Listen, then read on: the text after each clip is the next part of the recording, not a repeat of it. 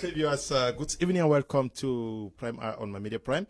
This day, our hearts are heavy after information came to the nation that 53 persons are said to have lost their lives along the Dschang Sancho stretch of the road. And this evening, we are going to commence our discussions on it, as well as looking at the level of autonomy that our regions are going to henceforth be enjoying after the installations by the governors of all 10 regions of Cameroon of the elected regional councils, as well as the appointment day before yesterday by the President of the Republic of Secretary Generals to all 10 regional councils. So we are going to be discussing this with our panelists who already are in the house. Fcfa is in the house with us. He is a member of the shadow cabinet of the PCRN movement. I know he's not going to accept that he's a member of PCRN,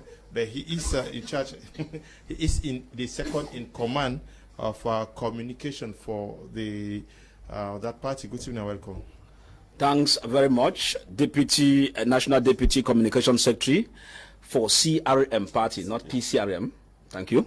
And for that, again, you know, I accept because it's my position and I take it wholeheartedly. Okay. And that's what I'm just doing my job as a communicator to bring out the rules of the kangaroo system that we have in this country ruled by hopeless, rudimentary leaders. But then the main thing here is greetings to the people of Gunoko village as usual, especially as they will be converging at the palace, of course, Saturday 30th, you know, for developmental projects and handing over of projects. So I think I want to greet all the people of Gunoko and His Royal Majesty Fund Dr. Fomaki Walters, who will equally be cheering that special event at the Gunoko Palace on Saturday. But then we must talk about issues concerning the state, and the village also constitutes part of the state. Thank you. Equally with us in the studio is Professor Mark Anthony, Pan-Africanist par excellence. Good evening and welcome. Thank you, Leo, and good evening to my fellow panelists and to the million viewers of my Media Prime, to my family precisely, and to the beautiful people of Cameroon. I believe that this particular evening is going to be very interesting as you concentrate your energy in watching what we'll be discussing this evening. I think that you should as well look for a piece of paper and a pen, which is going to be helpful when you being able to pen down some ideas. Thank you, Mr. Leo, for the opportunity.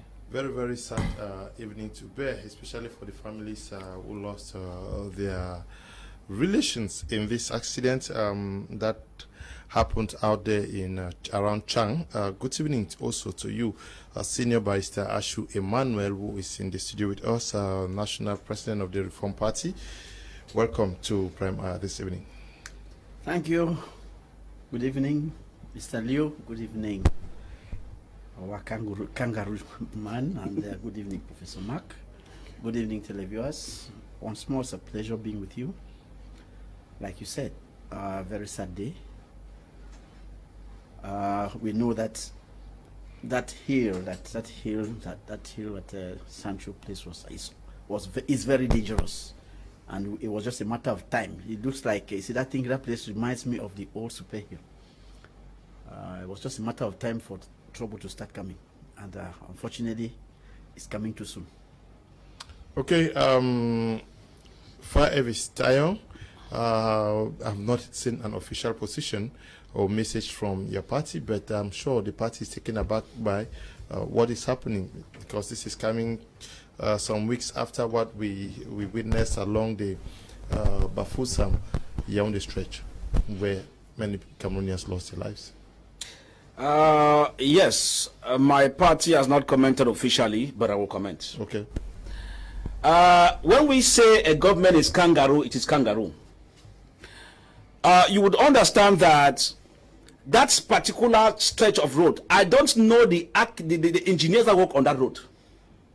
We've had recorded accidents. There are vehicles that have even gone down the valley on that very stretch of road. I don't know how the engineers worked on it and guaranteed that it was safe for usage. But I will suggest that than for us to keep losing lives day in, day out, it would be very good for that road to be closed and we go through Bafoussam until the time the appropriate measures are put in place, because you cannot tell me that a winding road will not be dangerous. A winding road on a slope. If we're in Switzerland, where they have this kind of landscape, they will obviously take precautions. You have extraordinary embankments, you have things that will be able to take care, and then you have what they call a visit technique that is working. Now, if you look at it critically, these vehicles that ply the highway will always tell you that they have gone through the technical tests and certified. Even when they are found wanting, they will always tell you that. Roadworthiness. Thank you. They always say they have gone through roadworthiness and they are in good shape. Now, my worry is not even only on the accident. When we say Cameroon government is a corrupt one, it's a corrupt one. My attention had been on the fact that custom and gendarmerie officers were accompanying that vehicle. Mr. Governor of the West region of the country, help us, let us know those who were accompanying that vehicle for what purpose, because I hear they disappear into thin air. All I know is that they passed through various checkpoints. If they cannot, the security forces that are on that hill should know the gendarmes and the custom who pass by escorting that particular vehicle and to where. Because that is where we need to get the real information. Because what we are thinking, and I am thinking, is that a foul play could be smelled, could be around the corner. Because we are now concentrating on the death, but we have not heard the custom officers making a declaration that they intercepted this illegal fuel and they were taking it to this area. Nor the gendarmerie officers who were accompanying it. We are still to get that.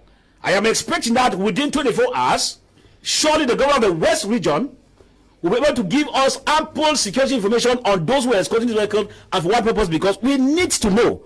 Because if we don't know, it means there was a shady deal that was going on, probably to collect money from somewhere, and then things happened the way they happened. It's an unfortunate incident, and I think that instead of Yaoundé regime being very quick to rush there and begin to make statements and begin to say we are taking care of the bereaved and we're taking care of yam done, yam not done, what I think is simple, that they should be thinking of how to prevent further accidents. It will be very, very important. Okay. Your first reaction, Professor Mark, to this very, very sad incident that occurred along the Dschang stretch. Leo, it is indeed very sad, considering that we have 53 lives that were lost, and over 20 something of them are in the hospitals as we are talking right now. It's something that one should not even talk with a fluent voice. I want to also say that one of the things that I am going to be regretting is the fact that the tarmac on that particular road is going to be destroyed based on the burn that came from the car. You see, it is true that Mr. Farah used a statement that that road should be closed, but I want to say that's one of the best work of technology, let me say engineering, that was done in Cameroon, because to construct that particular road meant that the guys who did Chinese, and they did it well. The only problem is we have reckless drivers who most of the times when they want to take on the road, they drink, and when they go to the road they can't drive like they are supposed to drive. On such a stretch of road, there's a particular speed you shouldn't take. It is very in fact it's a road that is let me use the word canny, because if you clown there you lost your life. But Cameroonian drivers seems not to understand this, so they get to drink at times, they take their cars and they are rushing as if they in fact want to go to heaven, and that's the case that happens when people are using speed. So we might want to also look at it from the point of, I think one of the limitations of the Cameroon government concerning that road is the size of the road.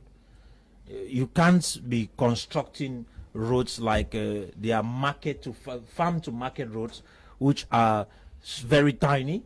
I think that when roads are supposed to be constructed, especially roads that are linking regions, those roads are supposed to be broad enough that can permit more than 2-3 cars. Yeah, because almost everybody going to Bafoussam is using that particular road. That part. To those going up to Fumban, Bamenda, Dschang, everybody. Yeah. So the road is too small. That's not a road that they should.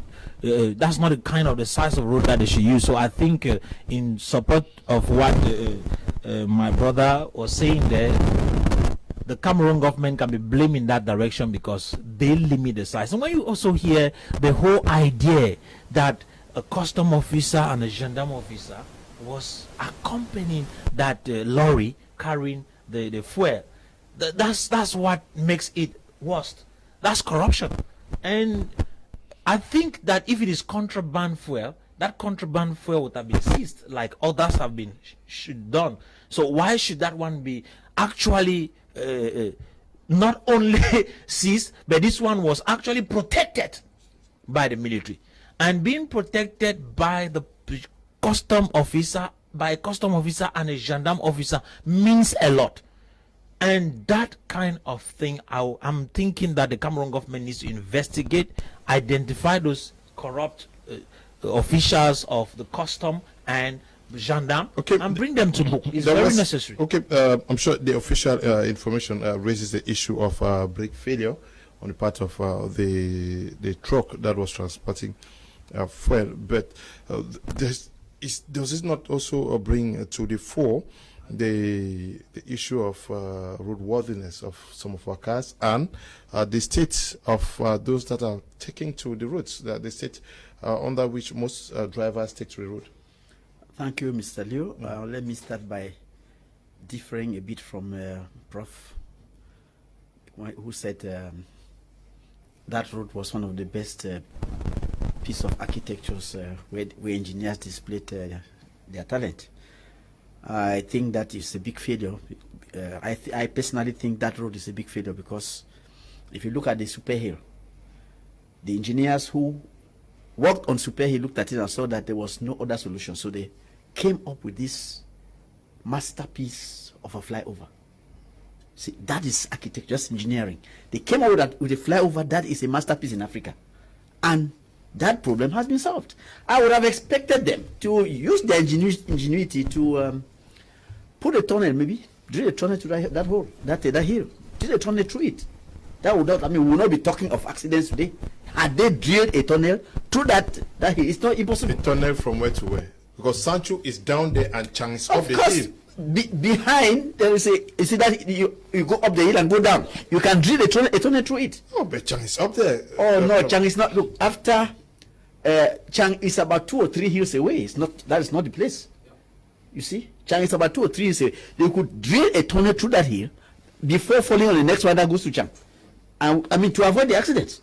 So I think that they failed in their mission to come out with a good solution. I want to support my brother Kangaroo Man and say that they should close that road and build a proper one. Let them close it. We can still use the other old road, and which is safer. You see, Col de Bati is not as dangerous as that place. You are talking about roadworthiness. Okay, yes. The official reason given is the reason of roadworthiness. The vehicle was not roadworthy. If it were roadworthy, why would he have brake failure? You gave me the answer. The vehicle was not roadworthy. This man must have taken. Okay, look at the system of controlling roadworthiness in this country. Once a year. Total disgrace. How can you control a vehicle in January and expect it to be sound and roadworthy for one whole year until the next year before you control it again? I mean, this is total nonsense. No person, we all know that no mechanic can repair a car today and that car will run for 3 months without getting bad. There is wear and tear. You have to replace the parts. So this government has to sit up and come up with a better system of roadworthiness control, which should ensure, you see, Reform Party proposes that. If you look at our manifesto, we propose that at the entrance of any big town, there should be a station for roadworthiness control. You don't leave, as you are leaving the town, you pass through it. If your tires are defective, you change them. If your brakes are defective, you repair them before you leave. Of Douala, it means that persons will spend. You will not spend. You will not spend, sir. It's just a matter of size. You can put the machines there. It's a matter of size. You drive that. They can be about 10 of those trucks. It's a matter of size. You cannot spend any time there. When people know that there is that control there, they will repair their vehicles before reaching there. You see, that's the thing. So I am saying that The government has failed in its system of roadworthiness control, and they should fix it up as usual. Let them pack their things and go. We are tired of losing people on the highway. Every day people die, we cry, and they do nothing. They only sit there and they look for the easiest opportunity to start knocking their bottles of champagne. Okay, Brian Cyprian, who is watching through the social media Facebook handle, says that see even our so-called Douala Yaoundé highway with only one way lane. Good evening to you, Brian, and to you, Mengang and Sope Anise, and to you, Yobo Dula. Good evening to you, Brian Ali, and to Tuva Robbins, and to Nancy Dairen Fortune Benito. Good evening to you, Ndiptabe Derek Mba Clinton, and to you, Anita Eno Takang, and to all of you watching us on social media.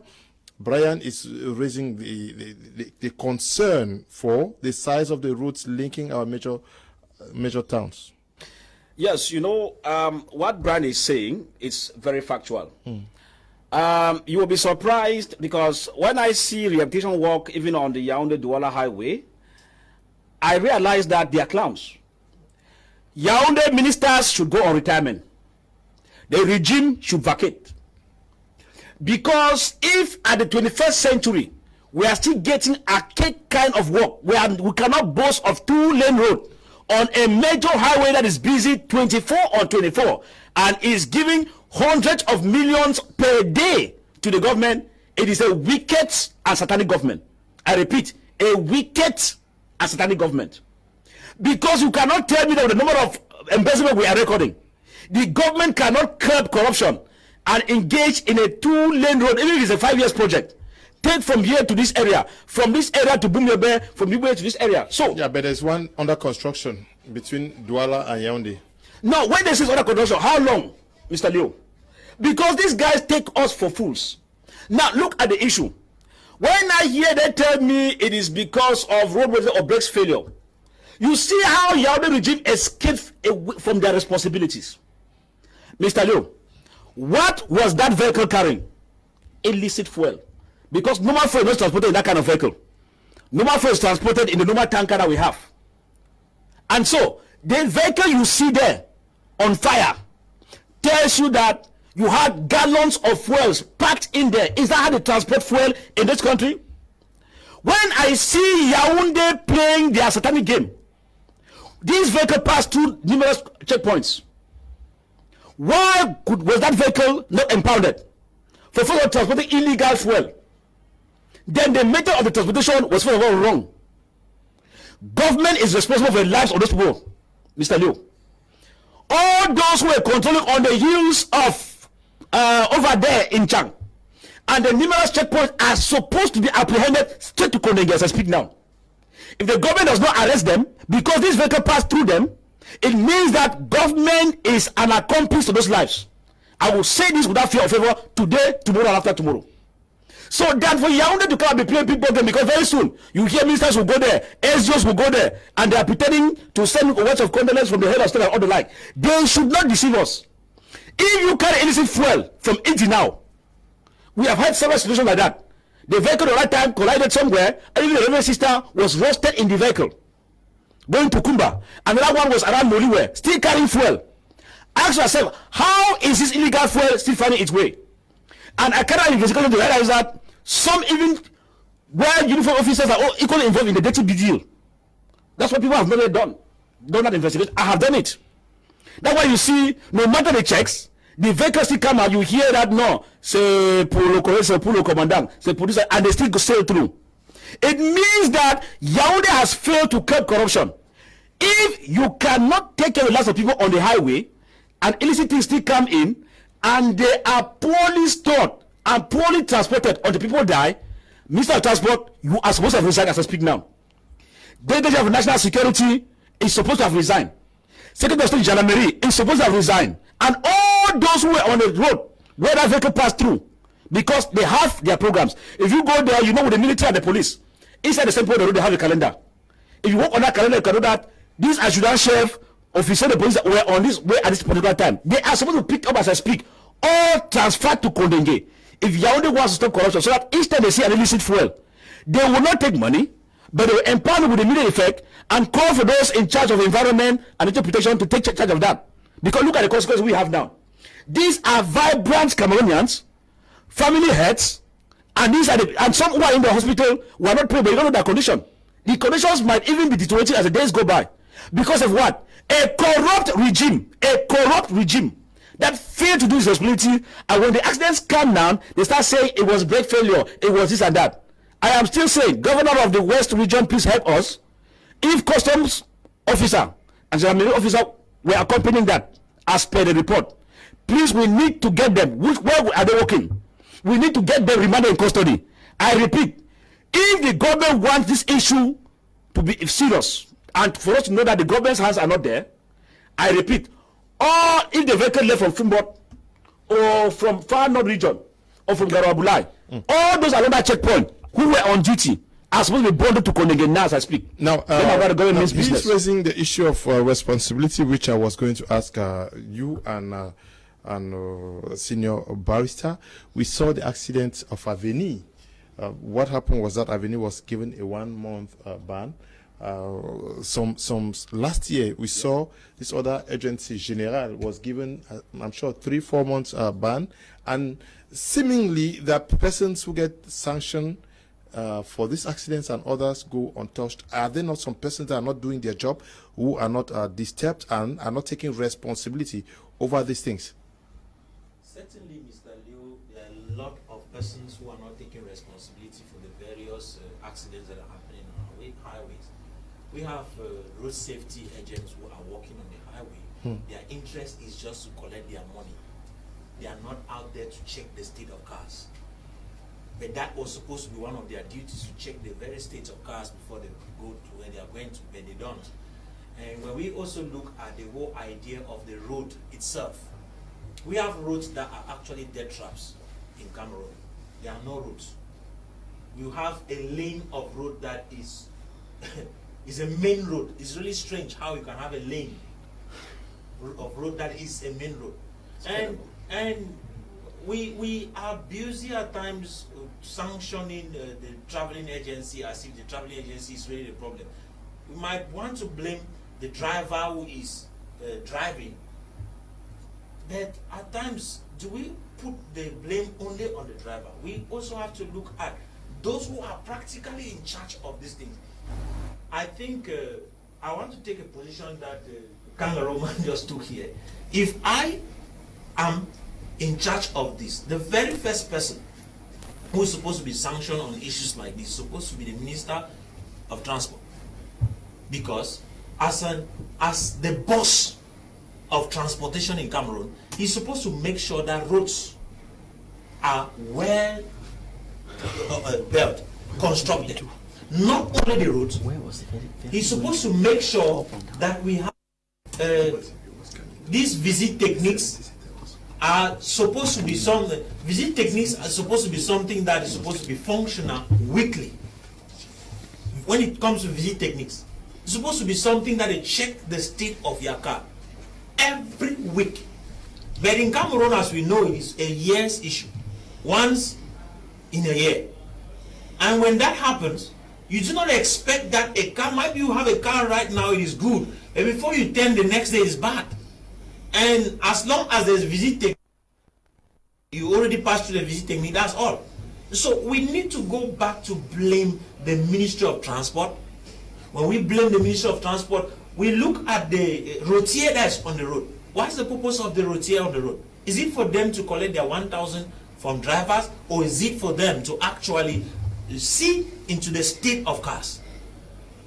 And those are some of the persons we need to be looking at. So there is need for the gendarmerie, because I believe that the routier works with the gendarmerie, is under the national gendarmerie, right? So there is need for the minister in charge of defense of that direction to be dealt with in that case, because he is the boss. He is supposed to take the responsibility over that. Then when we look at the issue that happened, precisely of the one of today, where a custom officer was involved, they were transporting fuel. How can fuel be transported as if it's water? In gallons. That is a crime. Fuel should not be transported in gallons.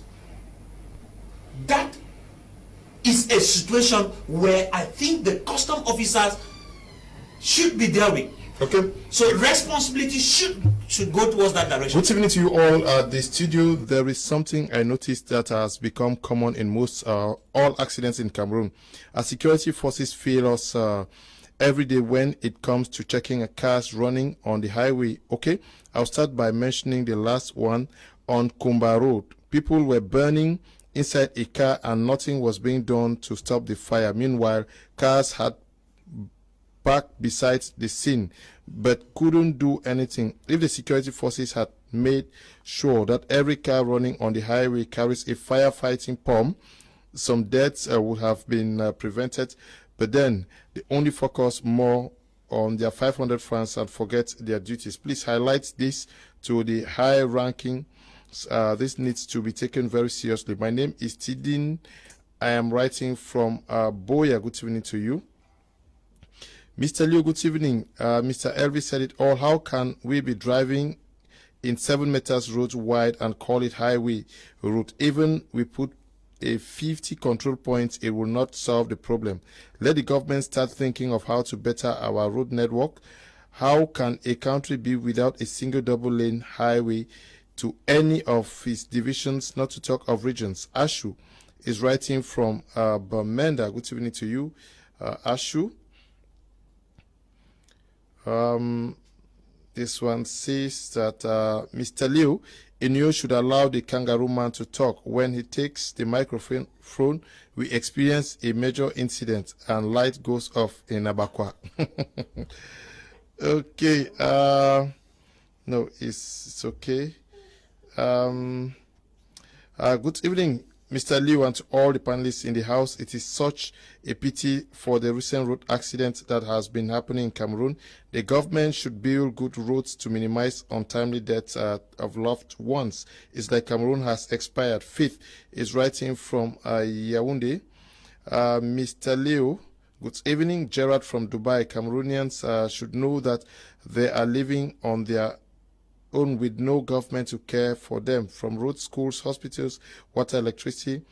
Okay, nothing is working. Cameroon is a country. Okay, Mr. Liu, Cameroon have but corridors, not roads. Such corridors even exist in other developed countries. Good evening, Mr. Liu. 98% of vehicles or trucks in Cameroon are in very poor state. Most of these transport vehicles and trucks are over 30 years of age. Let the government reduce custom duties on importation of transport vehicles. This will encourage people to import vehicles and trucks which are very cheap in Europe. Thank you. Senior Barrister. Good evening, Mr. Liu, and to all of you. Happy New Year to my teacher, Mr. Fa. Okay. Yes, Senior Barrister. This issue, a vehicle carries fuel, illicit fuel in gallons, and it's moving on a major highway. How do we comprehend this? And we know that there are key stakeholders in ensuring that our roads are very trouble-free. We have elements of the national gendarmerie, we have police officers, we have the customs, we have especially the guys of the road safety who are all there. Should sanctions begin with the agencies involved or with these officials? Thank you, Mr. Liu. What concerns me first is to know the direction from which this vehicle was moving. Apparently, it was coming from Dschang down towards the other side.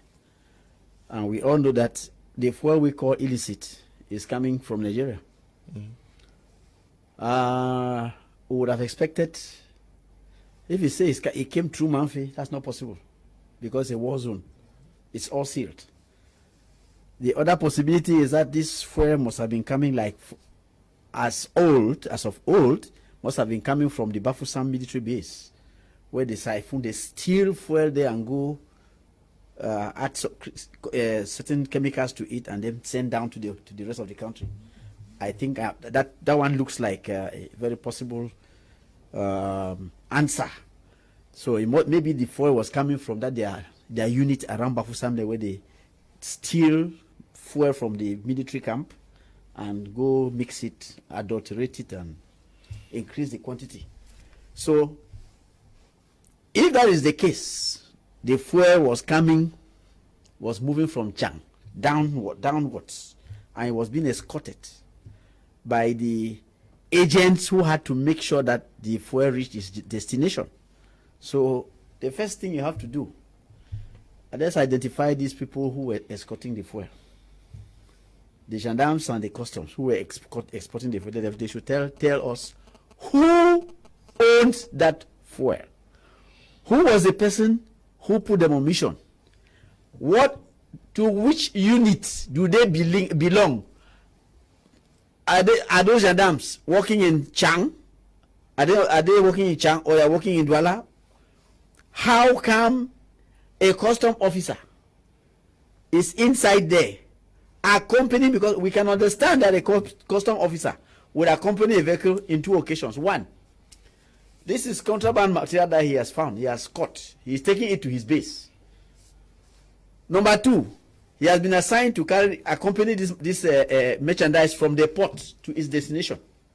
I don't know of a third. So this one was not coming from any port. There is no port in Dschang side. It was coming from Dschang, coming down this way. So we cancel the aspect of custom officer escorting merchandise from the port to the hinterland. He was coming from the hinterland down towards the port.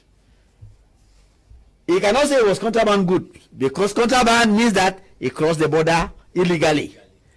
And either Bamenda or Manfe is out of the question. It's the war zone. There is nobody who can pass there with fuel. No way.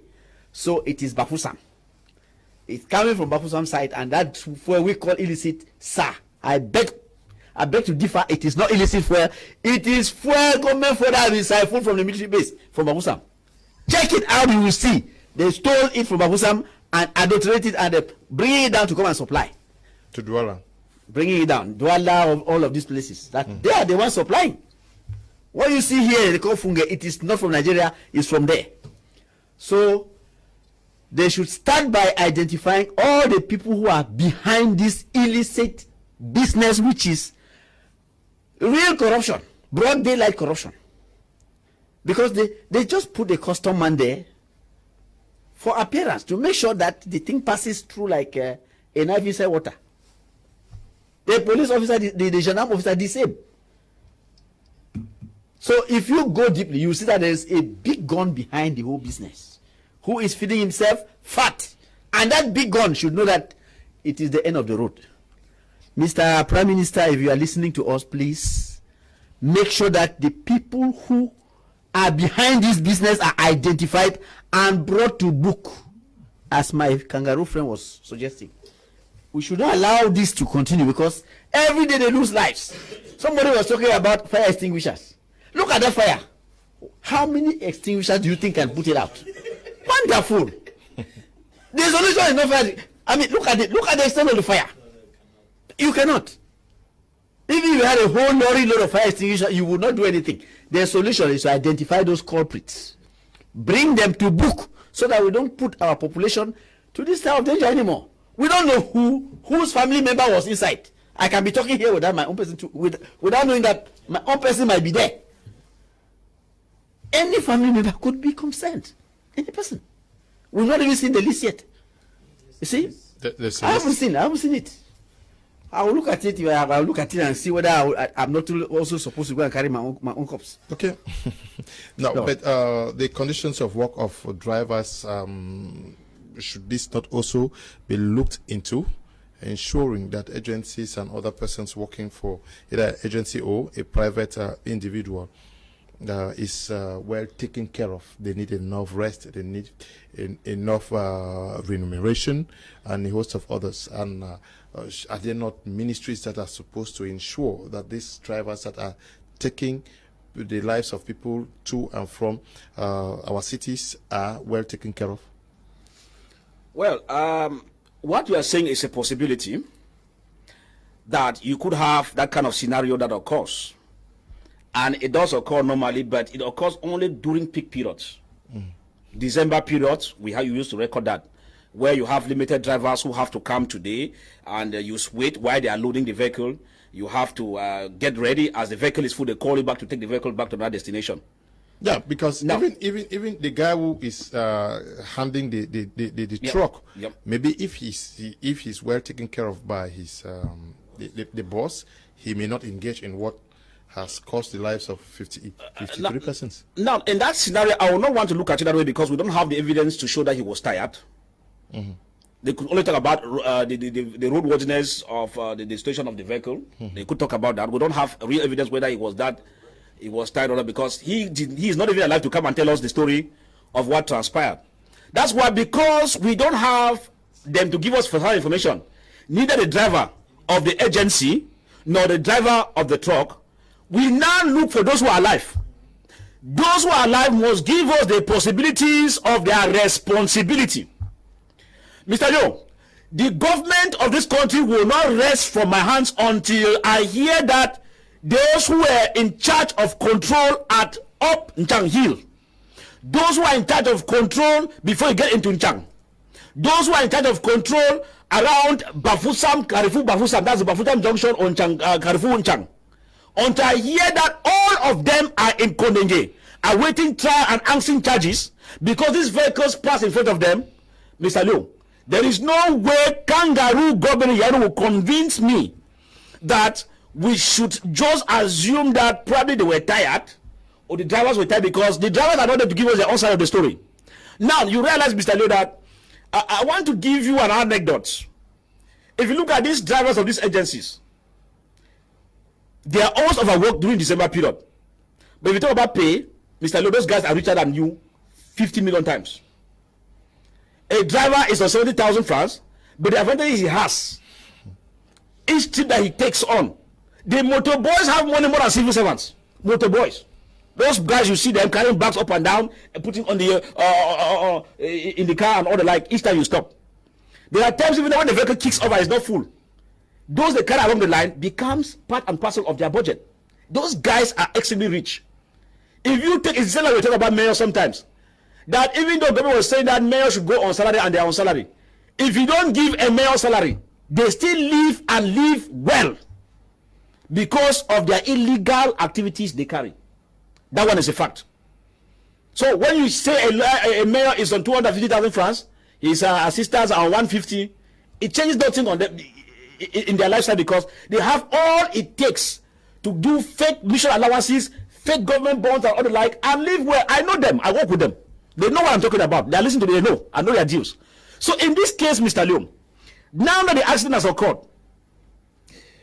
as I said, I know that the system will not do anything. Because if the other ones that died when the vehicle left Fuman to Yaoundé, and they tell you the investigation is on, hear that statement. Investigation has been opened. Case closed. That is the same scenario this kangaroo boy Yaoundé will tell me. For these people who have died, they will tell you investigation has been opened, and the story will die a natural death. The simple thing is that Yaoundé can no longer govern this country. Yaoundé is already working on expiry date. One of our viewers from Yaoundé said it looks like the regime has expired. It has expired, not that it looks like. In fact, this regime expired more than 70 years ago. That's why you see us living the things we are living now. From one calamity to the other, one calamity to the other. How do you explain that fuel is transported in gallons? Of course, we had a scenario, I said again, around Moliware, that fuel, we have illegal fuel that leaves from Egypt now. Every night. Governor of the Southwest, I am telling you, if you don't know, let me remind you. Yeah, but some persons died now in Moliware because of that. Good, you know it. I say every night. Governor of the Southwest, I am telling you, if you don't know, do your checks and findings.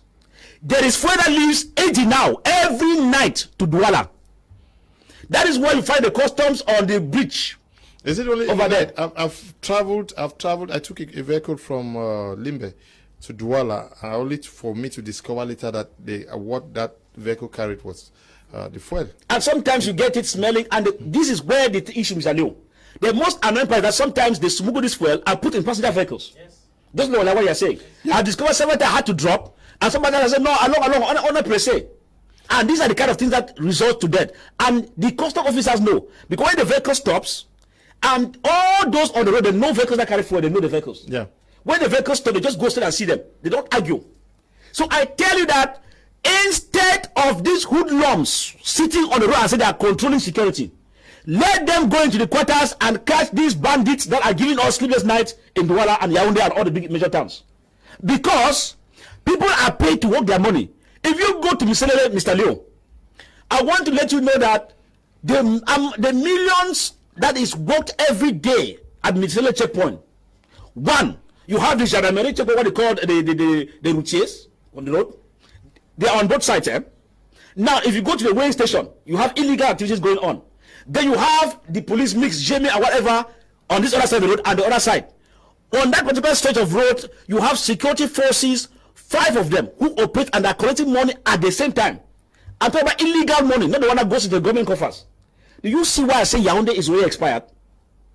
And the fools don't even know that if they were checking things properly, I'm sorry, I have to be harsh. They would have prevented this money from entering private hands. It would have gone to government coffers. No, Mr. Leo. No. This regime does not need respect. I'm sorry to tell you that. No, you are calling the parents. From now. No, you are calling parents of uncles, people's uncles and parents. Uncles, if you don't do what requires respect, Mr. Leo. Put your point. I will not give the respect to them. Put your point across without. Because if a family member of yours. Yes.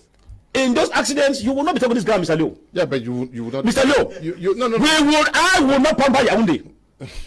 I will not pamper Yaoundé. You are talking about persons. Because these accidents, I've had 3 accidents on the way caused by fuel, Mr. Leo. They passed the same checkpoint. Do you know till today nothing has been done? I will be very hard on them. Yes, you will be very hard on them. But, and I take responsibilities on that. Yes, you Thank will you. take. Yes. I take responsibilities on that. Because we still have more lives lost if they don't sit raise your point. But this issue of illicit fuel, you say what caused the deaths of 53 persons may not be illicit. Yeah, but when you look at the stretch between Limbe, Douala, we have a lot of fuel being transported at times in these transport vehicles. Yeah, putting the lives of many persons at risk. Yeah, we are not even talking of transport vehicles like we talk of Hias or no, we are talking of a small car, which is supposed to be a personal car, which if you go behind.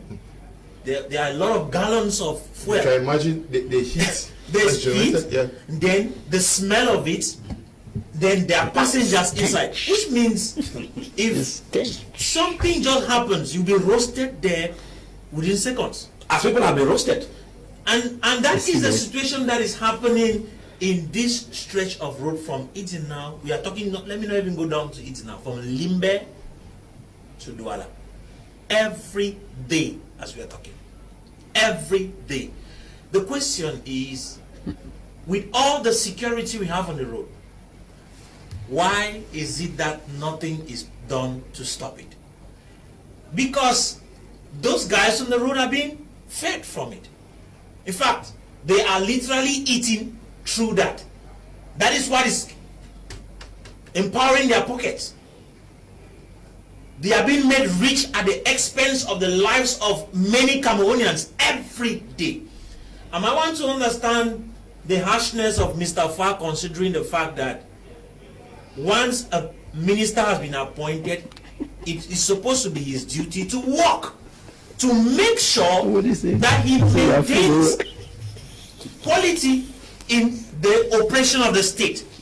But we have ministers who have been appointed who practically stay in Yaoundé, though they have delegates that are working with them. These delegates sit in their offices, and what happens?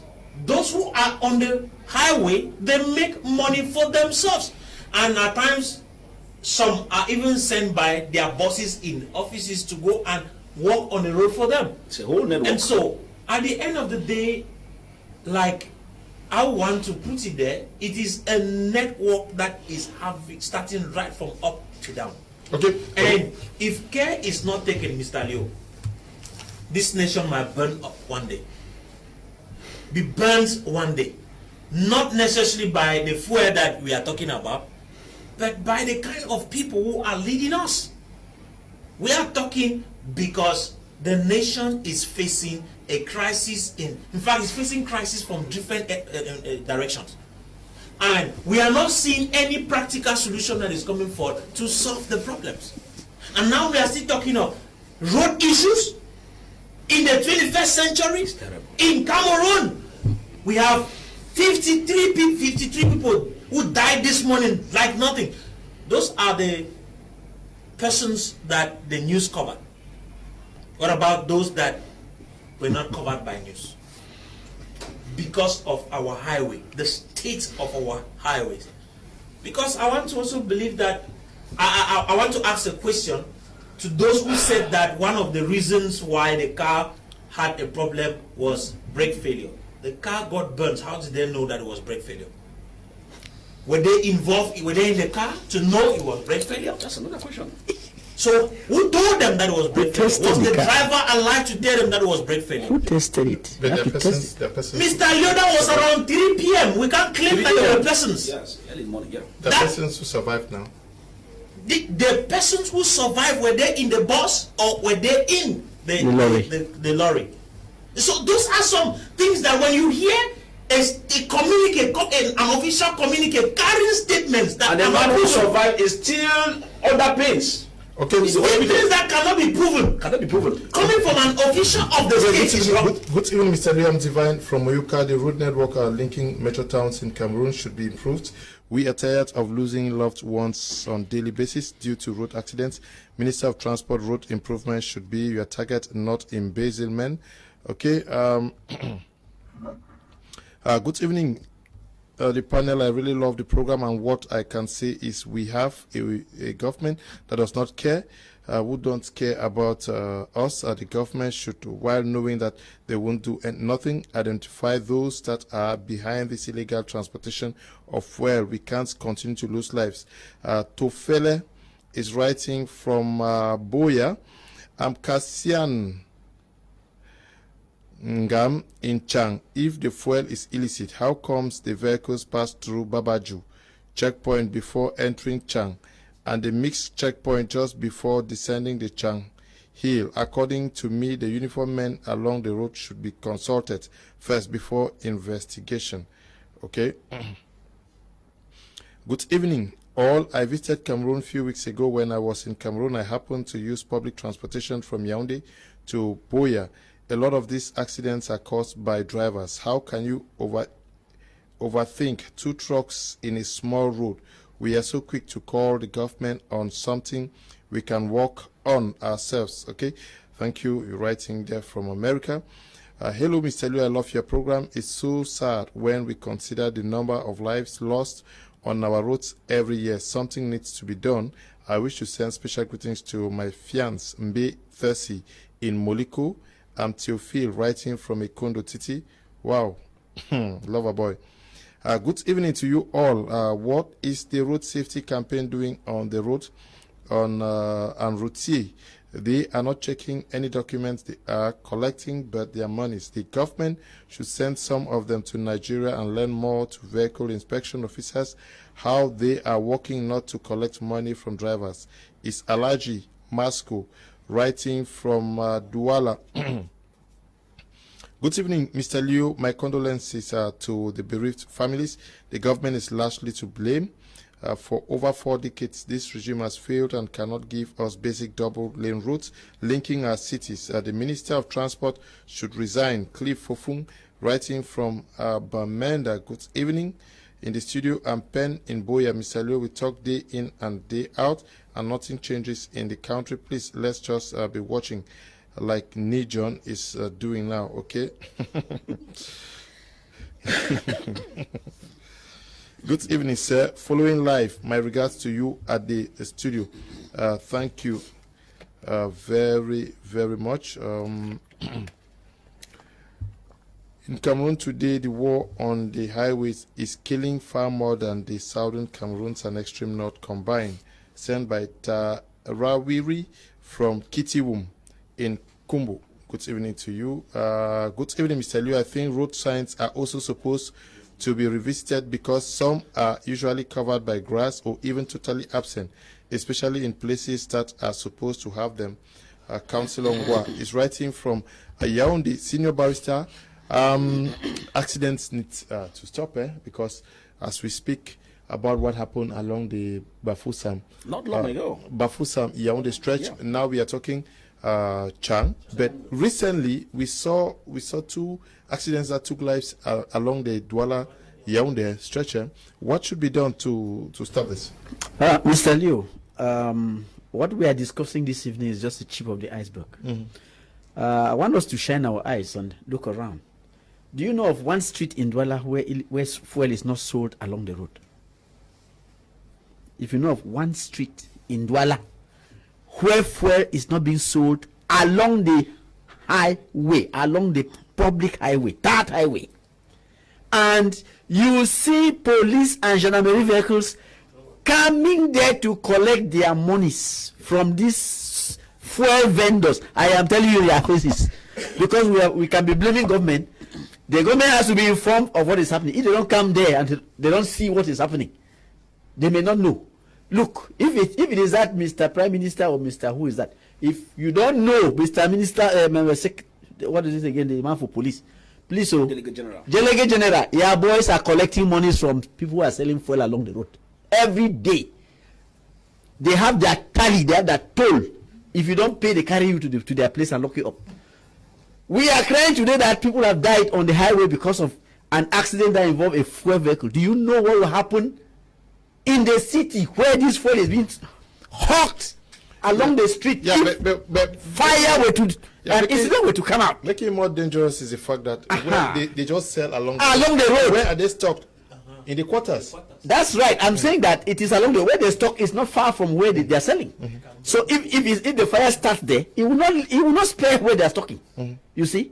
So I will say that it is a tip of the iceberg. We are really in trouble, like one of my panelists said here. This country can be burnt. And it does not end. It doesn't end in Douala. Yaoundé has so far the same fate. So how come the government is tolerating this type of dangerous activity that is being practiced under their noses? They are seeing it every day and nothing is being done.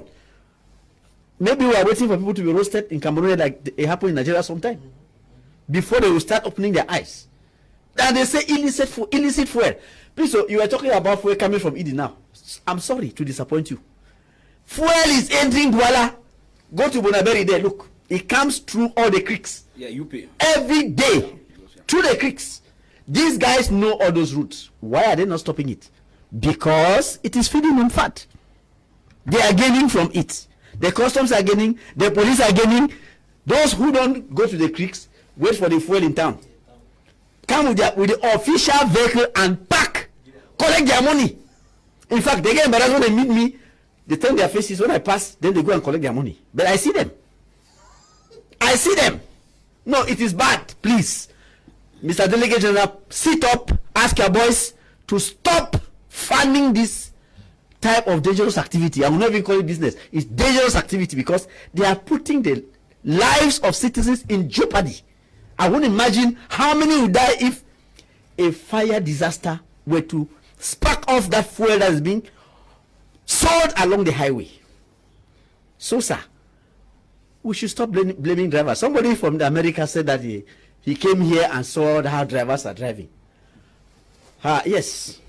But when you look at that Yaoundé, is it still possible for any person to speed, to even run 160 on that road? You cannot. First of all, you have their radar that is everywhere. They will pick you. Number two, there are so many speed breaks. It's not possible. The nature of the road. I saw somebody say, Cameroon cannot boast of double carriageway. Please, sorry. Don't dream of that under this government because they want to start in Yaoundé towards Douala. For 6 years now, they have not been able to do 100 kilometers. So it would take them 200 years to reach Manfe. So please forget about this government. Today we are talking about the government trying to manage the small trucks, the winding sand trucks that they are put on there for us to be managing. So don't talk of double carriage. Okay. That one is out of place. Hello, Mr. Leo. Good evening. It is only in Cameroon that a road accident can be compared to a plane crash. More than 30 deaths in a single road accident is horrible. All these happenings in our country is as a result of poor governance. Gerard Furu is writing from Bonaberry. Good evening to all of you watching us from Bonaberry. Good evening, Mr. Liu. Your program is very touching, especially when it concerns human lives. My question is, fuel leaves Limbe to Dschang. How comes about that it was instead coming from Dschang? Where are the so-called control checkpoints on the highway leaving Bamenda or Bafusam through Dschang to Douala? What are they doing there? They should be held responsible first before any other person. Excuse me. Williams is writing from Bamenda.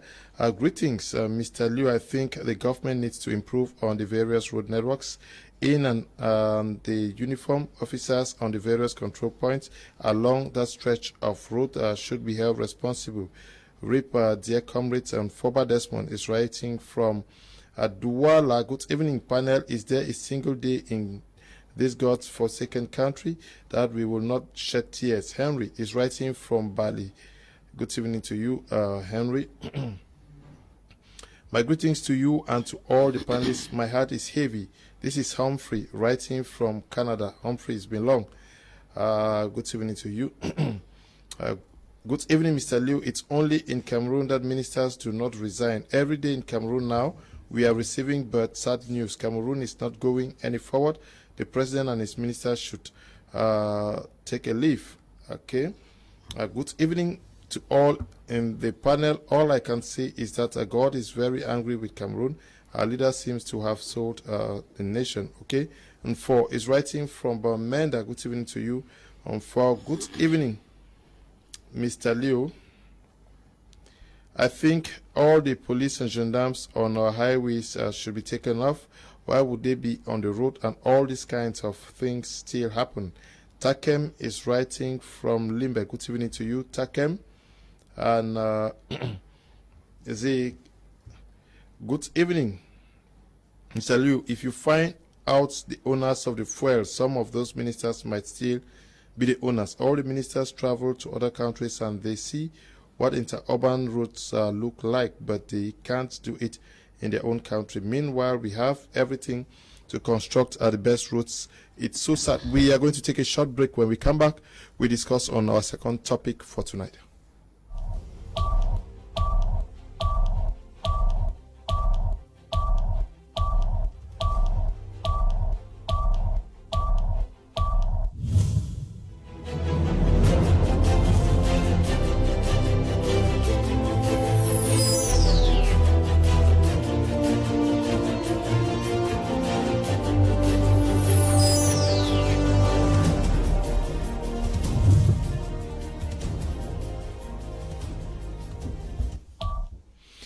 Welcome back. You're watching Prime on My Media Prime. We are going to be looking at the installations of the Regional Council Executive, as well as the appointment by the President of the Republic of Secretary Generals for the respective regional councils. Our focus this evening is to gauge the level of autonomy that our regions are going to henceforth enjoy from the central government, accused by many quarters of over-centralizing powers. And we also know that this decision falls squarely with the dispositions in our constitution that now considers that decentralization should be the form of government that is moving the nation forward. When you look at the installations, now we have the regional councils that have been put in place. The governors actually got them installed yesterday. Day before yesterday, we saw the president appointing secretary generals. How much power do you think our regions are henceforth going to enjoy? The developments are the way they are, but it is no news. If anybody tells you that the regional councils that the regional council is something to take home in terms of positivity, that man needs to revisit the constitution revolving around the regional formation of the regional council and its functioning. You see why I say that people keep doing the same thing and expecting different results. Yaoundé thinks that we are fools. Yaoundé thinks that by talking about the issues of regional councils, truly power has been given to the people. You cannot sell me a goat and you hold a rope. Mbano. It doesn't sound. And to tell you how phony some of these regional personnel or councillors are, they make declarations that is not within their power. I got the president of the Northwest, who took some time to say that we are, from now, we will no longer take orders from Yaoundé. Here. If I tell you that these people don't even know what they have at heart and their duties, they don't know. If they know, it means that they are still playing the ping-pong game of deceiving people as if they have what it takes. They are paper tigers. Regional councillors, all of you are paper tigers. So don't bother about those songs people are singing up and down. What is a law saying about your functioning? One, you know that you cannot hold any meeting if it has not been visited by the governor. You know that. And you tell me you're independent. You people are all clowns. Sorry to be very hard. I'll be hard on them, Mr. Leo. They know what I'm talking about. You sit and tell us that you can now function and bring about the necessary development, when that very law tells you that you are supposed to work with the various government competent services to accompany developmental projects within your area. And now you're making as if the road will be constructed by you, as if the hospitals will be your project. Yeah, but did the law say that these roads and the like you are citing, were going to be constructed by them? The law does not say so, Mr. Leo. So why are you But fighting they, I'm talking with them day in there, Mr. Leo. Okay. Even after they were put in place, I interviewed some of them who said from now henceforth we are going to bring about a speedy development. A speedy development. When you are relying on the competent service, you cannot bring development if the man in charge of road, the man of public works, does not work with you. If the man of public health does not work with you, do you have what it takes to sit and initiate a hospital project and build it? No. They are only to accompany the various services in the realization of those projects. But the way they talk and they run their mouth, I don't know if they think that they're talking to fools. I don't even know. But we have the understanding that the fact that you have people who are appointed, presidential decree around you, and the governors are lording over your activities. For the House of Chiefs, the SGOs are there in charge of everything.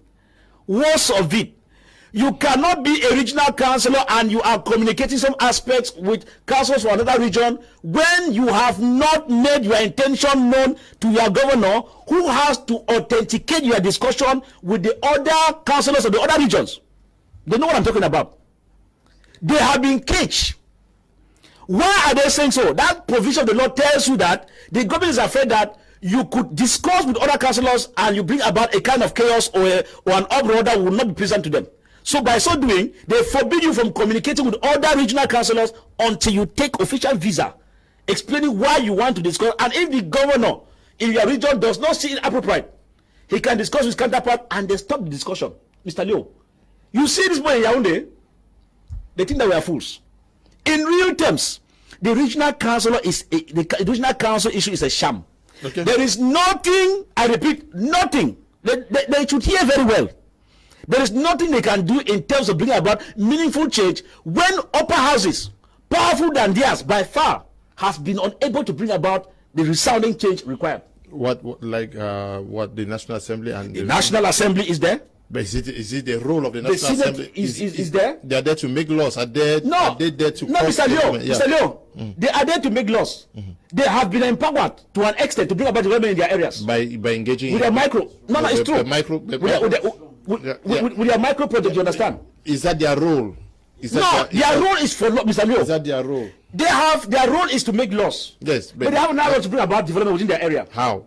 8 millions. How much development can 8 millions cost in a constituency? Mr. Leo, the problem is not how much. The problem is what is the impact. Senior barrister is not. No, he could differ, Mr. Leo. Senior barrister is not okay with what you're saying. No, see, Mr. Leo, let me just learn. Is that not where the problem is? Where people are given the impression of what people should do, Mr. Leo, can I learn? Which is way beyond their competence. Mr. Leo, can I learn? What you are saying? No, excuse me. Barrister can disagree. I work with them. And I see the footprint on the ground. You have been talking for long. Yes, I want to round up, Mr. Leo. Okay. This is the issue. Look at the MPs that went to PSS. That's its impact. There are many who have given things. Mr. Leo, the issue is not how small the money is. The issue is what impact do you put in your area. I have MPs who have impacted people in their area, Mr. Leo.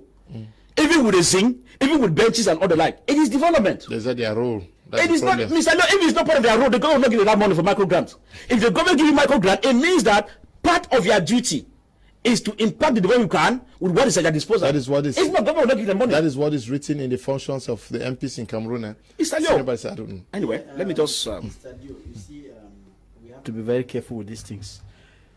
We are working in a system where some people say is the party state, and that has caused a lot of problems because Parliament is a law-making body. But from what my good friend here is saying, you can see that he's talking of a situation where parliamentarians have been made to be members of the executive. They are building houses as who? As who? It is an infringement. I mean, that is a deviation from their function. They are lawmakers. They are not supposed to be given monies to go build houses, build bridges. No, sir. What is the work of the Ministry of Public Works and all those things? No, sir. Parliamentarians should stick to their work. Many of them don't even have offices in their regions. They don't have offices. They don't have a comfortable place to receive the population. They don't even look apart from taking their luxurious cars to Yaoundé and living in luxurious hotels to go and sit for their sessions. You don't see any of them in any quarter or in any village making me the people talk. You don't see them. So you see, it is a situation that we brought about. We should not be proud of that nonsense which is happening. There are many of them really take that money, those monies, and stock inside their pocket and do nothing. They will go and buy mineral water, give to primary school. What is that? Where is the rest of the money? A system where there is no accountability. That money you're talking of, who controls how it is being used? You see, it is bribe. That is bribe given to them. Yes, sir, it's bribe. It is bribe given to them to sit quiet so that the system can be oiled. I don't think we should mention it somewhere as something good. Mr. Leo, we're talking about the powers of the regional. How autonomous, yeah. Yes, sir. You mentioned too that a few days ago, the president appointed the secretaries general. When you look at that law on decentralization, let me start first because my good friend was talking about. He was criticizing some of them who said they were going to bring about development. How much money do they have? What are they receiving as budget to run the place? For this year, there's no budget. 2023, they don't have a budget. So that mouth running, that mouth diarrhea that they have should end because they don't have any money officially till 2023. So they are toothless bulldogs. Socially, economically, they are toothless bulldogs. Now, let us look at them. Even when they will start receiving money, what they will be given is 15% of national budget. 15%. Okay, 15%. How are they functioning? Regional president is working with secretary general. The secretary general was just appointed by president of the republic. The secretary general is the nucleus of the regional setup. If the secretary general refuses to carry out his function, what will the president do? Can he sack him? Can he query him? He has nothing. He has no powers whatsoever against the Secretary General who is appointed by the President of the Republic. He owes allegiance to the President of the Republic and is answerable only to him. So what powers do you think the regional president has? The Secretary General is put there to serve as the leverage, the brakes, the gear lever. He tells him what to do and what not to do. So please, they should stop fooling people. The Constitution says the structures of the country are the regions and the councils. But we are all seeing that these CPDM people, they don't want to let go power. They are putting these things in place not only to satisfy the constitutional provisions, but to fool those people outside there who are giving monies. Don't know countries that are sending monies. Oh, we have put the institution in place. Sorry, you fool nobody. We all know that those things are just a window dressing. Because the regional president has his rival, who is the governor. His rival and his boss, the governor. The mayor has his rival, who is the sous-prefet. Who's the prefect? No, sous-prefet. Sous-prefet, not prefet. Sous-prefet, the mayor, sous-prefet. Prefet is for the whole division. The subdivision is the, you see, council area concern subdivision. It is the sous-prefet. Yeah, but the senior divisional officer is overseeing. Yes, he oversees so many council areas. You see? And then you come and see, they have studied the thing carefully and make sure that these councillors, mayors, and regional people cannot cause any problem whatsoever to anybody. The man controlling them is from a different ministry. Territorial administration. Like you were saying, when they want to hold their meetings, who authorizes them? This is total tomfoolery. No. Total tomfoolery. The laws are clear. The text that will be guiding their duties are also very, very clear. But when the news came out that the governors were going to install them, many persons raised lots of dust. What is this all about? The governor is a representative of the state. The head of state. Why is it problematic that he is the one installing our regional president?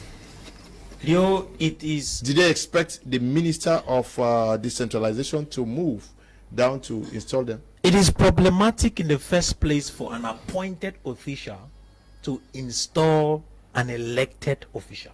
But they are working under a ministry. You see, that's the issue with Cameroon, that we play around with laws and then we disguise them to fit our caprices. In no occasion should the people's mandate be given over to an appointed individual. But if it happens like that, that is total manipulation. Okay. And it is but normal that the people should raise eyebrows that, but why should a governor whom has been appointed, who is under a minister of territorial administration, should be the one to install? It would have been preferable for a parliamentarian or even a minister to do that, not the governor. That is to tell you how that particular body is underlooked in the eyes of this government, which implies that in what they have set up, there is practically nothing that they have handed over. You know, Mr. Leona looked at that law, section 323, where the secretary general is supposed to be appointed by the president. And I looked at what he's supposed to do, and I came to realize that he is considered the closest aide of the president of the region. I said, Jesus Christ. It means even those who were appointed are not the closest aide of this person. And then look at it. When you go through the decentralization law, you come to realize that there are many central government officials that are working over the region. Yep. That's an official issue. And that makes it then clear that we do not have any decentralization. Yeah, but Cameroon is functioning under a unitary decentralized, it's a unitary Mr. Leo, decentralized state. it is So, unitary decentralized, Yes. but look at it. We do not have decentralized, we have deconcentration. Bam. Not decentralized, because that what we see now on the ground has nothing to do with decentralization. It is deconcentration. They don't want that the people should say we are not respecting the law, the constitution of the nation. And so they have deconcentrated their powers, but they have held it not with strings, with very hard ropes. In a way where these individuals can do nothing except they are vetoed to do it. what is clipping their wings? Mr. Leo, You have been given powers, and what will stop you from engaging? Yeah. look at it. We know that they have governor who is not just their collaborator, Yeah. but he is their boss. You see, you have a secretary general appointed by the president who does not respond and is not responsible to that particular body. He's responsible to the presidency of the nation. And so, indirectly, if you want to look at it, he is even the boss of the president of the region. Yeah. He is the administrator. And he works as a close aide, implying that this guy has more authority than the president of the region, Yeah. Who is that? the secretary general. Yeah. Yes, but we are talking But about... is it supposed to be like that? No. That is to show you that there is no power handed over to the people we call regional president or regional council or whatsoever regional assembly that they are calling. It is a useless body. Why I make that statement? Why are you quick to judge? Mr. Leo, Why not give them the benefit of I doubt? gave benefit of doubt to senators in this country when they were elected. This is their second term in office. We are not hearing about them. So you don't expect me to give another benefit of doubt to a body that is completely held by Yaoundé. And I read the statement on your newspaper where the president of the Northwest said, from now we will no more take orders from Yaoundé. Terrible. Then I looked at the laws and I saw the financial controller from the Ministry of Finance controlling him. I saw the president, the governor controlling him. I saw the DO walking along to put them down. And then I asked the question, whoosh, Yaoundé, are you not listening? You are not nothing. You see, we have two secretary generals in every region. You have secretary general who works with the governor. And then you have a secretary general In the council. who works with the council. Question: Okay. Why this duplicity of functions? Okay. Hello, Mr. Liu. Help me extend my heartfelt condolences to us all mourning our fellow compatriots. I think this accident would have been prevented, or the number of deaths would have been reduced if even one of the numerous control posts on the way was just and sincere in doing the job. That 53 deaths and 29 seriously wounded, giving a number of 82 persons, meaning the bus would have been stopped for overloading. This truck would never have met the car in that place. Secondly, the truck would have been stopped for carrying illicit fuel. So let all those on the control post be brought to book. The drivers are guilty. Let their accomplices and the control agents not go free for taking money from the drivers and permitting them to cause us cry. Luam Ebel, Kum, writing from from Bamenda. Good evening, Mr. Liu. We down ground zero. Appreciate all the panelists. I wish to ask, why is exactly the special status given to us in the Northwest and Southwest? Mr. Divine is writing from Bamenda. For my participation, I think you people should wait for implementation to rise up. What should not have working as expected. Okay, one should not assume in advance that something surely will fail before waiting for it to run. Financial controller is there for control point not to judge the opportunity. Circular of 2021 execution budget. Thank you very much for that contribution. Good evening, Mr. Liu. Is really this G watching from Bamenda. Mr. Liu, it is really saddened that the government is blind to the point where they cannot even have the people their control as a focal point of their duty. Rather, they celebrate their sufferings. It is a sign that the government, good evening to you. This one reads, evening, all the accidents happening in Cameroon is not strange. There are no roads, corrupt control channels, overspeeding, fake driving license issued to drivers without undergoing the normal procedure. Fool is writing from Belgium. Greetings, Mr. Liu. It's indeed a very sad situation, and I hope proper measures will be taken to bring all those involved in this tragic incident to be punished accordingly. Barrister Eliver, watching from Yaoundé. Good evening to you, Barrister. Good evening to you in the studio. In order to stop corruption in Cameroon is to start by making a reform on the payment, which increase salary. That way workers will put in their best in their jobs. Renin Tom, writing from Bonaberry. Hello, Mr. Leo. Good evening. I'm Nelson from Scotland. One driver should not be allowed to drive from Bamenda to Douala or Yaoundé. And accidents should be made crime against humanity. This will force the government to fix their routes. Good evening to you, Mr. Liu. Our country is finished because of greed, so we need a new government. Mr. Tebit, writing from Bamenda. Salute to everyone in the studio. The kangaroo man is very serious to see the end of this accident. I will let him know that many people have taken things more serious than him, but end up like John. Asa Nelson is writing from Douala. Sir, I really love the way you relate with your panelists. May God bless you, sir.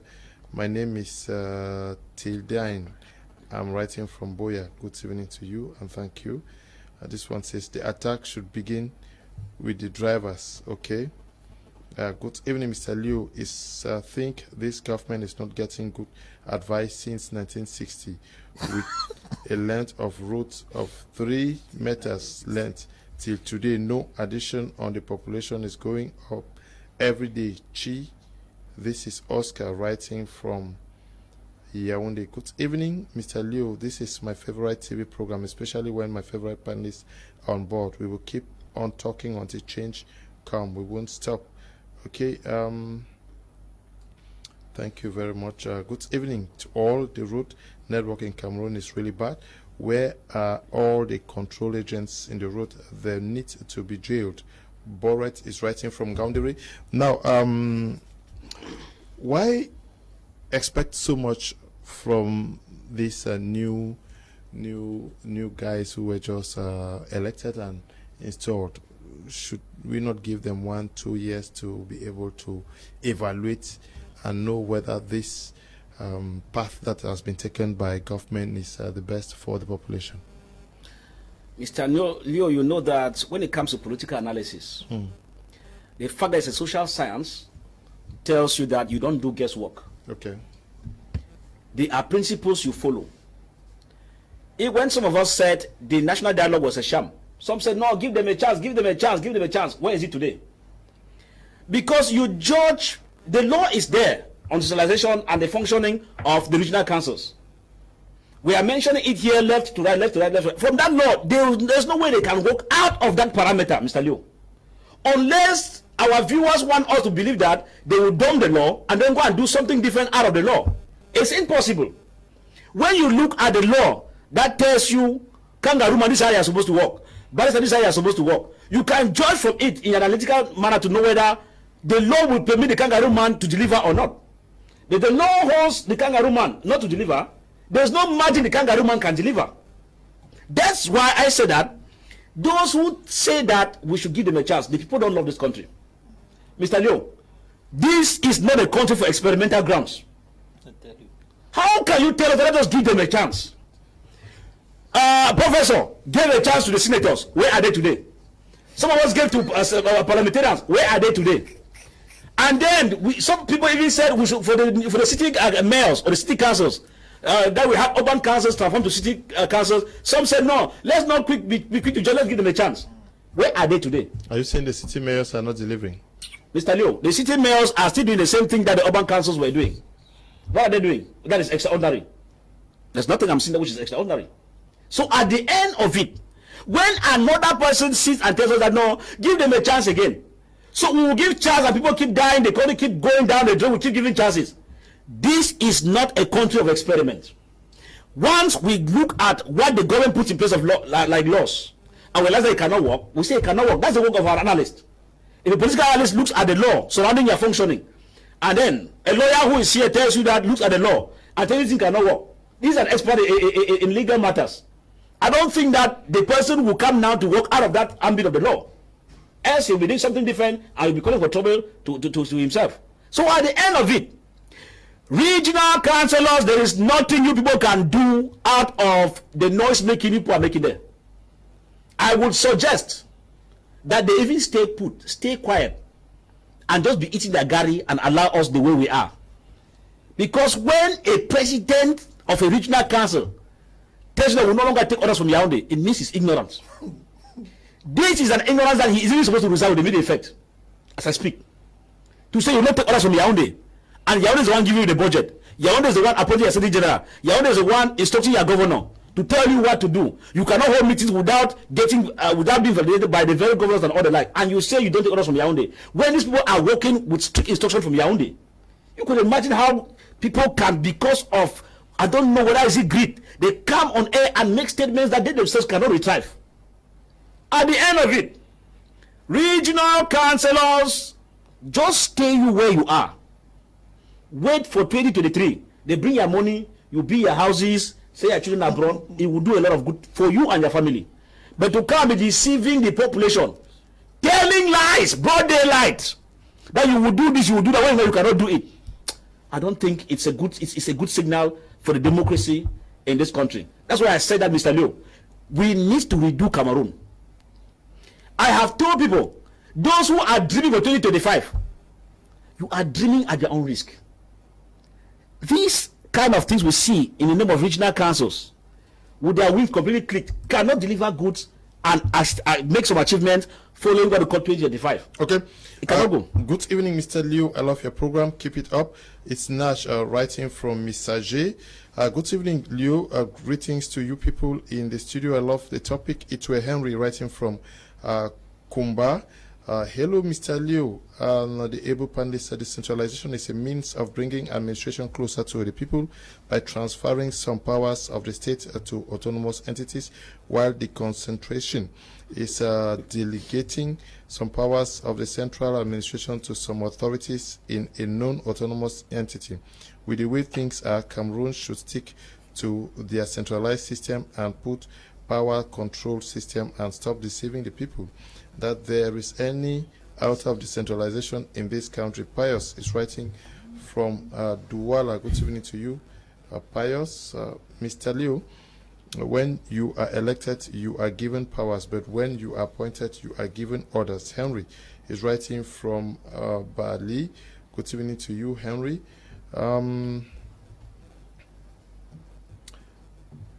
Apostle, no, calling you apostle, you are a man of God, that is why. Yes. No. Left for me and went to you and came back to me. Yeah, no, I was come here, not you. No, to me before it comes to you. Okay, Prof, Yes. now, do you have the impression, because these regional councils, mayors are directly under the Ministry of Decentralization, do you have the impression that they are overshadowed, they are sidelined in this whole business? We see more of territorial administration and not, yes. You are asking a question that I asked before. It seems as if there is no Ministry of Decentralization in Cameroon, because every time you want to hear, you hear of the Minister of Territorial Administration. He is like he is the boss of the Minister of Decentralization. So the question is, if first of all we have a problem with the functioning of the central government, what do you think is going to happen with the so-called decentralized regions? Because there's going to be total problem. Okay, let's look at it.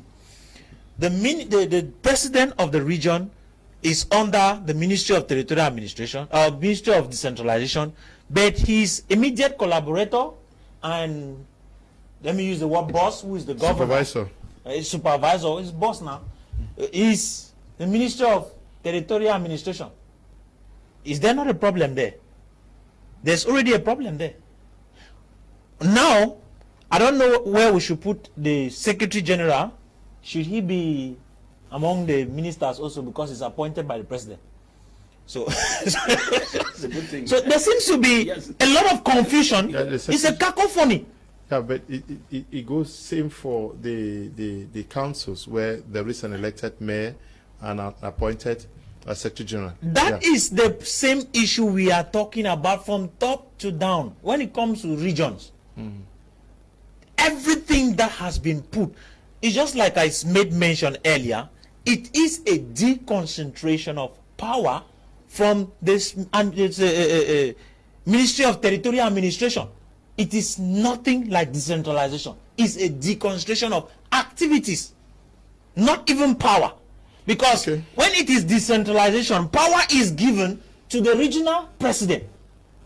But from what we are seeing, he has no power. He has actually been given the opportunity to also sit around the round table and feed fat.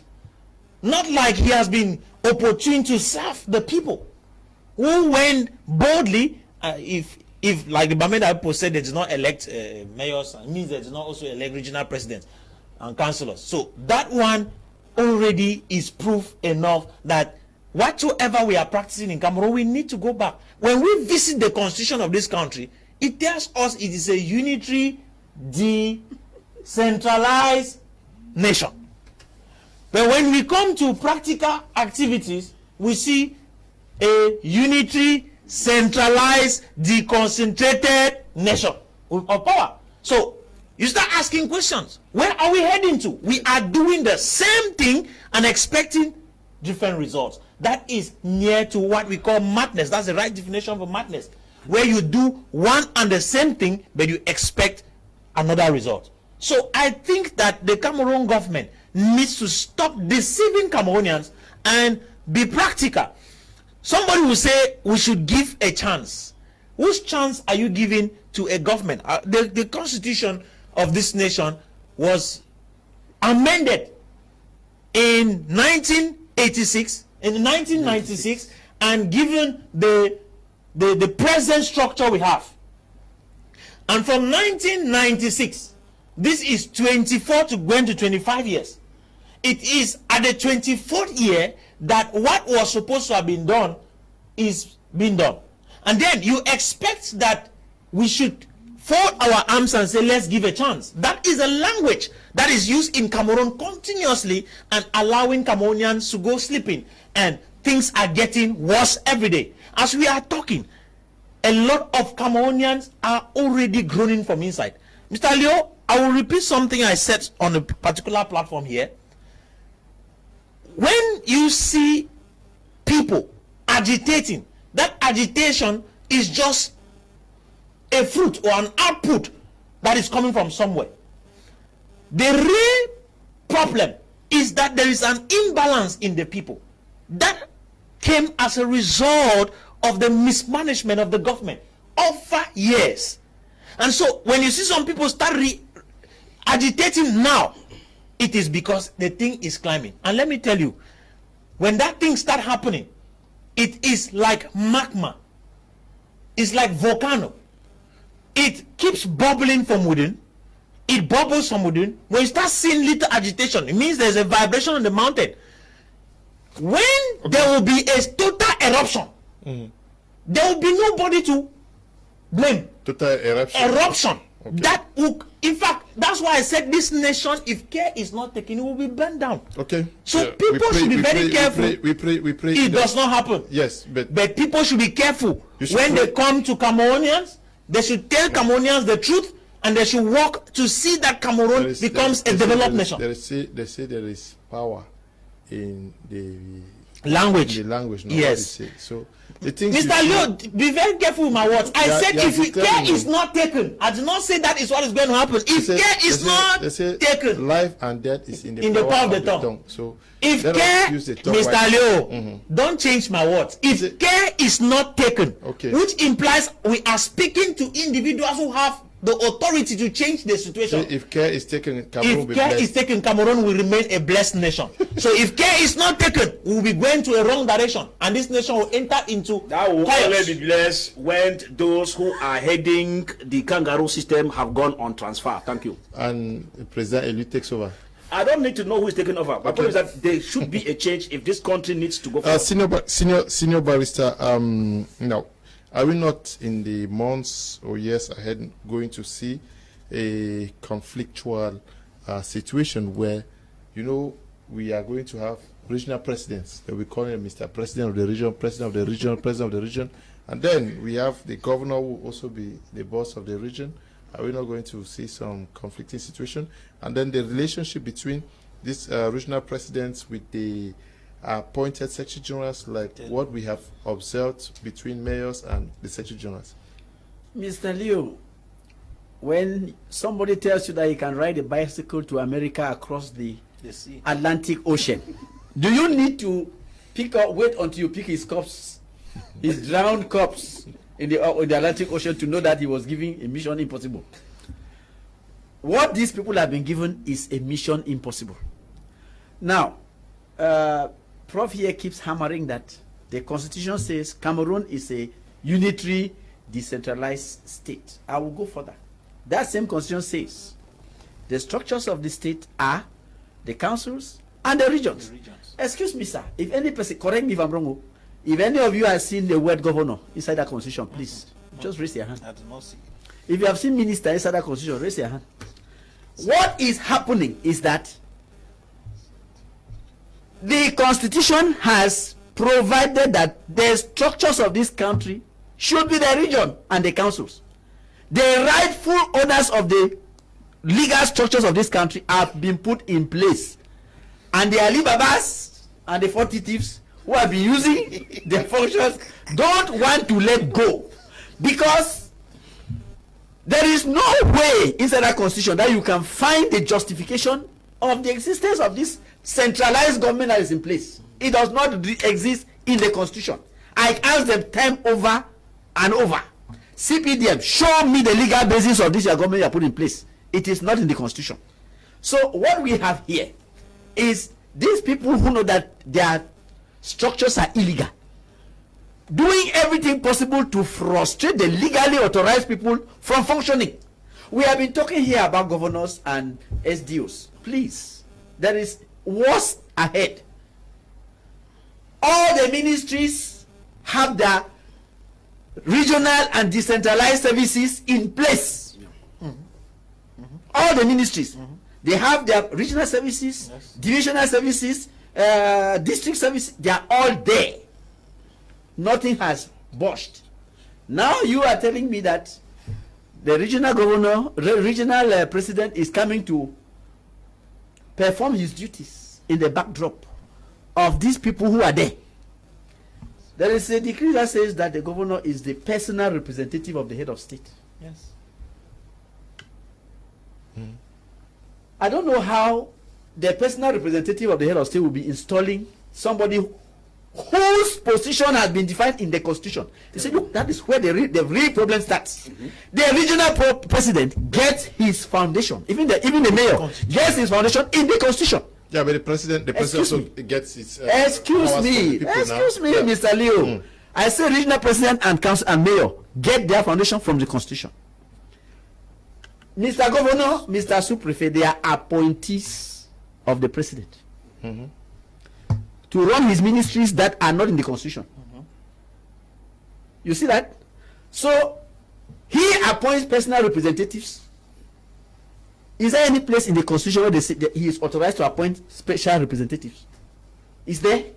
So we have a situation here where the legitimate people have been put in place, but the illegitimate people Are ruling over them. are doing everything to frustrate them.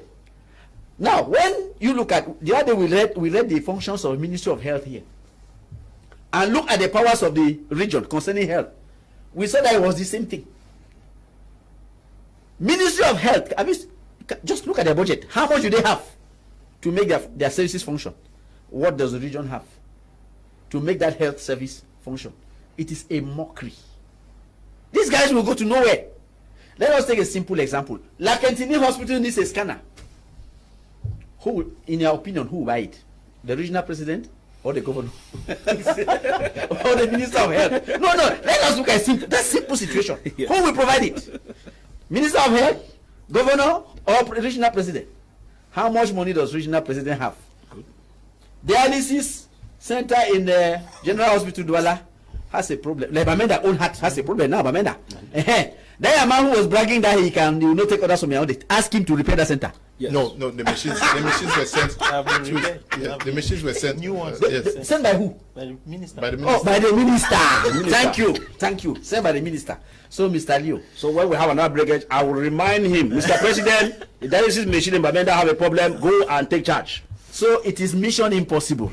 For things to work, you cannot have two captains on the same ship. Impossible. The legitimate people are the regional presidents. The illegitimate people are the governors. Let them go to hell if they are not happy.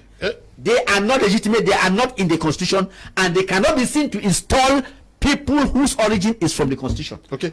Hello, Leo and panelists. Why were the regional representatives installed by the governor or better state territorial administration ministry? Child's play. Let's keep making time on the same spot. Okay, Kmer, a Samba there writing from South Africa. Good evening to you. Good evening, Mr. Leo. I love your program. The government should stop the flowing tap rather than try cleaning the water while the tap is still flowing. Thank you. This is Pa Nze writing from Kumba. Who are these people deceiving the population or themselves? For instance, J.J. Rawlings was to rest today in Ghana and the entire population wept for him as the father of democracy in Ghana. The question is, what will our people be remembered for? Okay. Good evening, Mr. Kum and crew. Regional councils are just new jobs that the government has created, and recruitment is done through elections. Ayong Thomas, writing from Bamenda. Please check the spelling of appointment in the topic. Akem Honest is writing from Yaoundé. Good evening to you, Akem. Good evening, sir, and grace to you all for your immense contribution to development via enlightenment. My sincere condolences to the bereaved, and may God comfort the families of those who lost lives in the accident. I don't know that it means when scores of lives are lost and I hear pronouncements of free treatment for the wounded. I would have loved to hear stricter measures spelled out to curb future accidents. Okay. Good evening, Mr. Leo.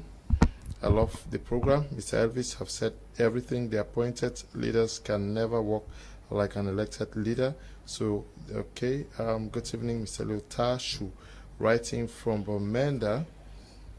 Greetings to all in the studio. What pains me is that as a self-employed, after working so hard, pay electricity rentage, if you pay tax to the government instead of them to develop the country, they embezzle it, and we are here suffering and starving the same way our parents suffer from us. When will this country change? We are tired of all this. Mbuli, writing from New Bell in Douala. Good evening, Mr. Liu. Does it mean that the government of this country have no ears, no eyes? Why is it they advise and taught every day and not at night, but they don't hear nor see?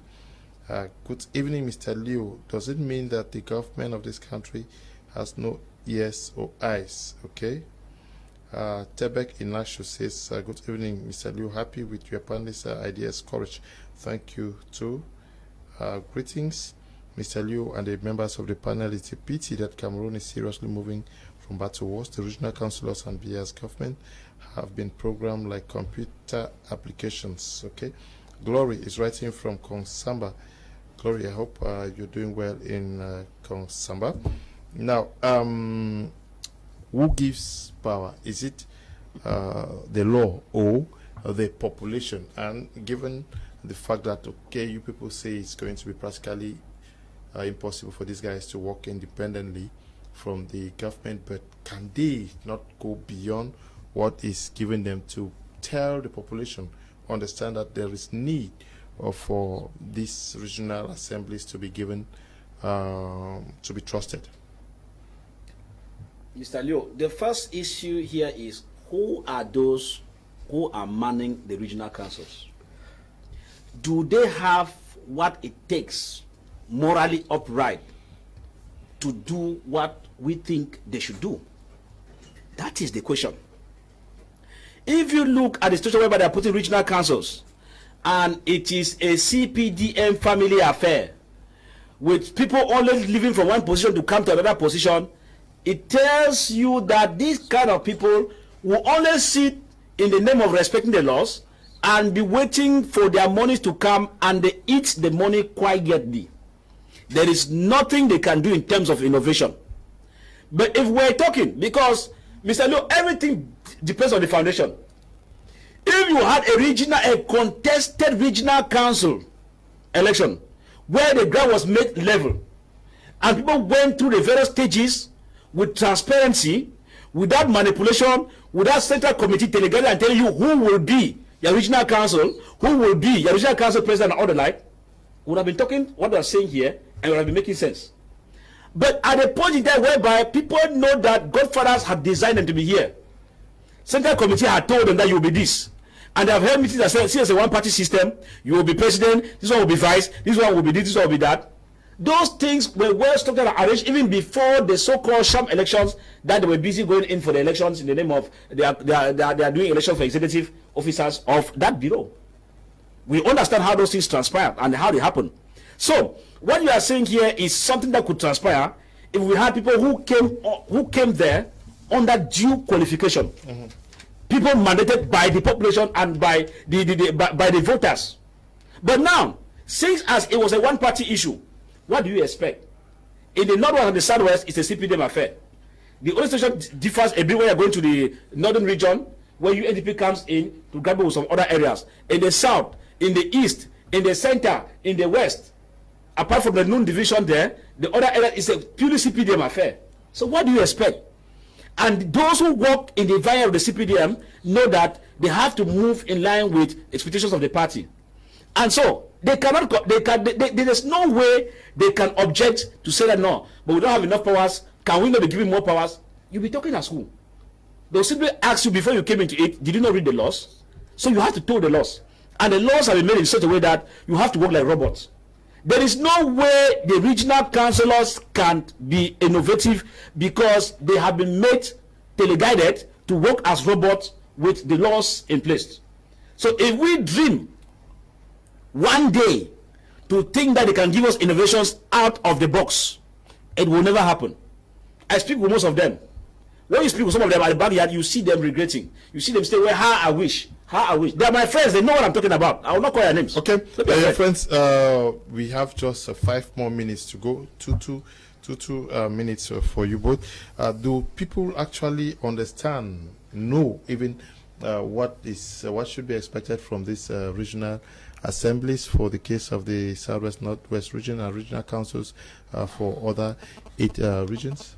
You know, the funny thing is that a lot of people do not even know what is there. And most of those who are saying we should give them a chance have not even read the laws of decentralization. Mm-hmm. Neither have they even gone through the constitution to actually know what these bodies are supposed to be doing. And as a result of that, they work on in ignorance. So I think it was supposed to be the place of not just the civil society as well, the government is supposed to take it as a responsibility to educate Cameroonians, like you are doing now, Mr. Kum, through this program, so that they can get to know exactly what is expected of the regional leadership. And it is from that basis that they will be able to hold the people accountable. Because as we are talking, the regional president and his entire council is accountable to the people of the Northwest, the Southwest, the littoral, to the people. His accountability is not to the central government. Because the central government is a body that has been established also by the Constitution. And so in relation to my understanding, these people who have been appointed, I don't know if some of them even know the limit to which their powers end. So I will expect that most of them should be educated, as well as every other Cameroonian should be educated. Now, I want to ask a lot of all Cameroonians to go back, take time, study your constitution, and then get to that decentralization law, study it, so that you know where the loopholes are found. And I believe also that even the regional leaders can take advantage of the loopholes that are found in the constitution, because I believe, if you can ask our legal mind here, in every law that is made, there is a loophole which can be taken advantage of. Is that true, Barrister? I'm certain. There is a loophole which you can pass through to, it's a blind hole. You can go through and take advantage and do things. So I think that they need to study those laws. So, Mr. Levy asked me if Cameroonians do actually understand what is expected of the regional councillors. I'll tell you, most of them do not, because they don't have any understanding of it. They have not been taught. But if they are not aware, can we also say that the Ministry of Decentralization did not do their job of educating Cameroonians, especially when you look at what people think about the role of the mayors? Do people really know what the role of a mayor is?